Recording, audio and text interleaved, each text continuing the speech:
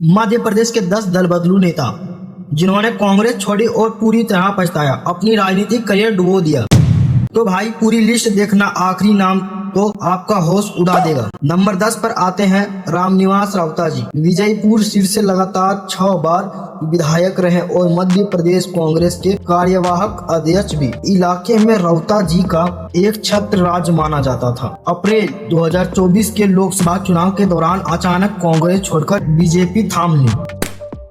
BJP ने भी तुरंत इनाम दिया।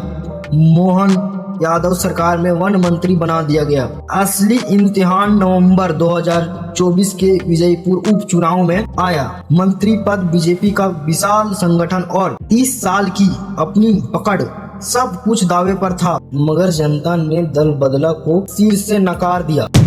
कांग्रेस प्रत्याशी ने करारी शिकस्त दी। 30 साल पुराना गठ एक झटके में ढह गया, खत्म, और मंत्री पद भी हाथ से निकल गया। या तो सिर्फ ट्रेलर था भाई, आगे और भी चौंकाने वाले किस्से हैं। नंबर 9 पर है अक्षय कांत बम जी। 2024 के इंदौर लोकसभा चुनाव का हिस्सा। कांग्रेस ने उन्हें अत्यधिकृत उम्मीदवार बनाया। फंडे जमा हुआ, प्रचार जोरों पर थी, मगर वोटिंग से ठीक पहले उन्होंने ऐसी चाल चली कि पूरी कांग्रेस सन्न रह गई। रातों रात नामांकन वापस लेकर बीजेपी ज्वाइन कर ली। उम्मीद थी बड़ा पद का इनाम मिलेगा, मगर बीजेपी बिना लड़े ही इंदौर सीट जीत गई और उनकी राजनीतिक उपयोगिता वहीं खत्म हो गया। असली झटका तब लगा जब बीजेपी में जाते ही उनके खिलाफ सालों पुराने विवादित मामले कोर्ट में दोबारा खुल गया और गंभीर धाराएं जुटी। ना टिकट मिली, ना पद, ऊपर से कानूनी मुसीबत मुफ्त सो गले पड़ गई। अगला नाम सुनकर तो आप और भी चौंक जाओगे भाई। नंबर 8 पर आते हैं अर्जुन सिंह जी। मध्य प्रदेश की राजनीति के चाणक्य कहा जाने वाले पूर्व मुख्यमंत्री का नाम इस लिस्ट में देखकर कई लोगों को यकीन नहीं होगा। 1995 में तत्कालीन प्रधानमंत्री बीपी नरसिम्हा राव जी के मतभेद चरम पर पहुंचे तो उन्होंने कांग्रेस छोड़कर एनडी तिवारी जी के साथ अपनी अलग पार्टी बना ली। भरोसा था कि जनता आंख मूंद कर उनके नाम पर वोट देगी, मगर भाई 1996 के लोकसभा चुनाव में सतना सीट से ही करारी हार मिली। जिस नेता के इशारे पर कभी सरकार चलती थी वे अपने ही गठ में हार गया और आखिरकार सोनिया गांधी जी के नेतृत्व में वापस कांग्रेस की चरण लेनी पड़ी। रुकिए भाई, या तो अभी शुरुआत थी, असली उलटफेरा अभी बाकी है। नंबर 7 पर आते हैं प्रेमचंद्र गुड्डू जी।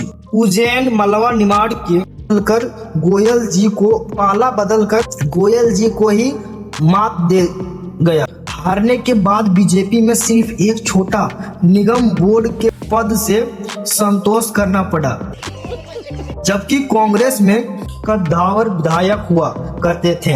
भाई यहाँ से आगे टॉप 3 की बारी है और ये किस्से सबसे धमाकेदार है मेरे भाई। नंबर 3 पर आते हैं चौधरी रमेश सिंह चतुर्भुज चौधरी जी।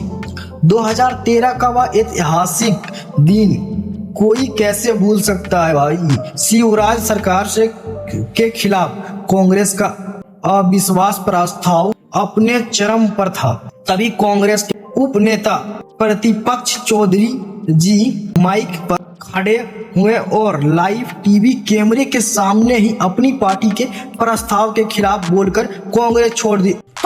बीजेपी का गमछा पहन ली। पूरी कांग्रेस सन्न रह गई और उन्हें यकीन था कि इस वफादारी का इनाम कैबिनेट मंत्री पद के रूप में मिलेगा, मगर राजनीतिक निष्ठुर होती है। काम निकलते ही बीजेपी ने फंडे बस्ते में डाल दिया। पूरे 6 साल ना टिकट मिला ना पद। आखिरकार 2019 में हारकर वापस कांग्रेस चौखट पर लौटना पड़ा। भाई आगे जो नाम आ रहा है ना, उनके साथ तो उनके अपने ही रिश्तेदार ने ऐसा खेल किया कि उनका पूरी सियासी बावजूद हिल गया। यह किस्सा बस 1 मिनट में पता चलेगा भाई। नंबर 2 पर है गिरिराज दंडोतिया जी, टिमनी सीट के विधायक। संध्या जी के इतने वफादार की बिना सोचे अपनी विधायकी की बलि दे दी। बीजेपी सरकार ने इनाम में राज्य मंत्री का पद दिया। लाल बत्ती की गाड़ी में घूमते हुए जीत जेब में मानकर चल रहे थे। मगर 2020 के उपचुनाव में दिमनी की जनता ने एक ऐसा जनादेश दिया कि मंत्री रहते हुए भी कांग्रेस प्रत्याशी से भारी मतों से हार गया। सुबह मंत्री बनकर वोट मांगने निकले थे, शाम तक मंत्री पद और विधायकी दोनों गायब। करियर ऐसा टगमगाया कि आज तक संभल नहीं पाया।